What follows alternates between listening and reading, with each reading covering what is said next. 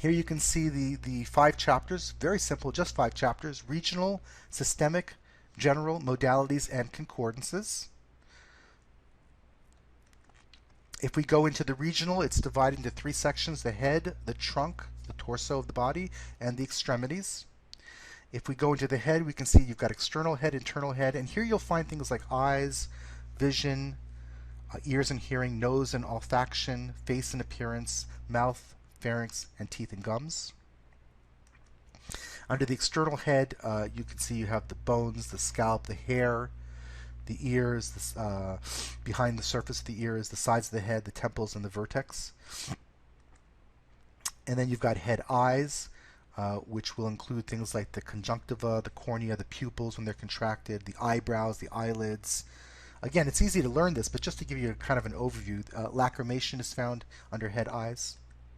And under head vision, you have things like amaurosis, which is blindness caused by a clot, I believe, blindness in general, cataracts, diplopia, glaucoma, all kinds of different affectations of the vision. And then under head face, you've got the forehead, the temples, the cheeks, the jaw, the lips, and the chin. And then under head appearance, you have an altered appearance if the countenance is different, the distortion of the face, when the face is emaciated, eruptions on the face, the furrows, which we saw in that stramonium case, stramonium proving symptom previously, the mouth staying open, and whiskers. And then under head, you've also got mouth and pharynx, and you can see here you'll find odor of the mouth and also saliva. Under the trunk, we'll have the neck, the chest, the abdomen, and the back. And under extremities, you'll have the upper limbs and the lower limbs. And then under the systemic chapter, you'll have the alimentary canal, the digestive system, the urinary system, the reproductive system, the respiratory system, the cardiovascular system, and the thermoregulatory system. The alimentary canal will include things like the internal organs of the digestive system, the anus and the rectum. This is where you'll also find, like in Kent, you'll find hunger and thirst in here. You'll also find your aversions and desires in here. You'll find eructations, flatulence, and evacuation in stools. And under respiratory, in addition to the things you'd expect to see there, like respiration, coryza, you'll also find voice and taste of sputa. Under the cardiovascular system, you'll find the heart, the blood vessels, the blood circulation, and the pulse. So pulse, in contemporary repertories, pulse is usually found in the general section. Here it's found in the cardiovascular section. Fevers, they always had the fever, the chill, the perspiration, and they would describe these in an inordinate amount of very specific type of detail. This is reflected very nicely in the TBR2. Under the general section, you'll have the mind and disposition, sleep, and generals, just 3 sections. And under mind and disposition, that's broken down into 4 categories, which is the mind, the intellect, the memory, and the sensorium. So this is, remember, that you've got the mind, you've got the general section, which is broken down into 3 categories: mind and disposition, sleep, and generals. And then the mind and disposition section is further broken down into mind, intellect, memory, and sensorium. Now here is the mind and disposition mind section, and look at how few rubrics there are. I mean, there is just hardly anything at all. And when you think about all the complexity of the mind section in contemporary repertories, it's astounding to see such a little amount of information. But again, this reflects the actual thinking of Hahnemann. If you look at the footnote of Aphorism 213 of the Organon, Hahnemann writes, "Thus aconite will seldom or never produce either a rapid or permanent cure if the patient's emotional state is quiet and uniformly calm." He doesn't go into a whole complex explanation of the mental and emotional picture of aconite. He just says if they're quiet and uniformly calm, this is a Gegen symptom, you're not going to think about giving aconite. And then he says about nux vomica, it won't cure if the patient has a mild and phlegmatic emotional state. It doesn't talk about the irritability and ambition and desire, all the things that we think of for nux vomica. He doesn't say that. He says if they're mild and phlegmatic, forget it. Again, that just rules out the possibility of getting nux vomica. It's a Gegen symptom. It's a contrary symptom to the remedy being considered in the case. And for pulsatilla, he says pulsatilla will not cure if the patient's emotional state is glad, cheerful, and stubborn. Again, very simple description of pulsatilla.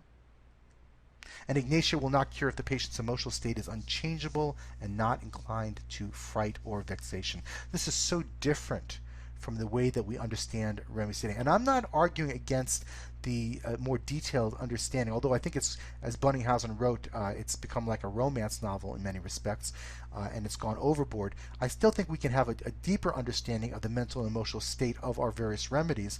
Remember, Hahnemann was writing this in the sixth edition in late 1842. You know, it's long before the time of Freud. Freud comes around in the late 19th century, early 20th century. So the whole different understanding of the complexity of the human psyche simply doesn't exist. And that doesn't mean that using that to our advantage in our understanding of remedies isn't a valuable tool. It's just to say that you don't have to create that complexity, and that complexity can definitely lead you astray. The value of this repertory is that it's concrete information. You know, the modalities, the location of the symptom, what it actually is. This is concrete information, and you don't have to fall into the complexities and vagaries and imaginations associated with so much of what happens in homeopathic practice today.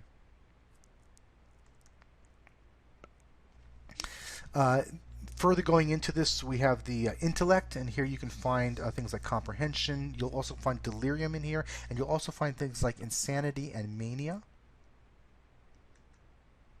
And then under mind and disposition sensorium, you'll find dullness, unconscious, and also here you'll find vertigo. So this is where it doesn't have its own chapter. It's found under mind and disposition sensorium. So you just have to become familiar with the layout of this particular repertory. And then again, under the general section, we have that second category, sleep, where you'll find sleep, yawning, sleepiness, sleeplessness, and then position during sleep, and then also dreams will be located here. And then under generals, we'll find things like the glands, the joints in general, the bones, skin in general, eruptions, growths, warts, nails, swellings, and ulcers will all be located under generals. And then you've got the amazing section of the therapeutic pocketbook repertory, which is the modalities, and these are broken down into 5 different sections: time, temperature, seasons, and weather; mind, from food and drinks, and from situation and circumstances. And if you just look at situation and circumstances, look how much more comprehensive and full this is than the mind section of this repertory. You see how much emphasis is being placed on the modalities. You can see this is just going up to the letter M, and it's already more than double the size of the mind section of the therapeutic pocketbook repertory. So amazing how much of an emphasis is placed on the modalities. And again, this echoes Hahnemann's thinking. If we look at Aphorism 133, Hahnemann writes, upon becoming sensible, i.e. upon feeling, this is the section of the organ on 105 to 135 is the section on case taking. He says, upon becoming sensible, i.e. upon feeling and becoming conscious of this or that medical ailment, it is serviceable, indeed requisite, for the exact determination of the symptom to place oneself in different situations and to observe whether the befallment increases, lessens, or passes away, and whether perhaps the befallment returns when one is once again in the initial situation. And then he gives you all of the different examples. You can see how much of an emphasis Hahnemann places on modalities, and Boenninghausen, being an avid student of Hahnemann, incorporates this important idea, so essential to finding the correct remedy, as an integral part of his method and his repertory. And then the final chapter is the concordances, and basically this has to do with remedies which are complementary to a remedy which was given successfully previously. Not any remedy, but one that was given before, which acted in the case, moved the patient in the direction of cure, but did not complete the cure. These would be remedies that would be related. These are relationship remedies. Boenninghausen initially came up with this idea, and this is called the concordances chapter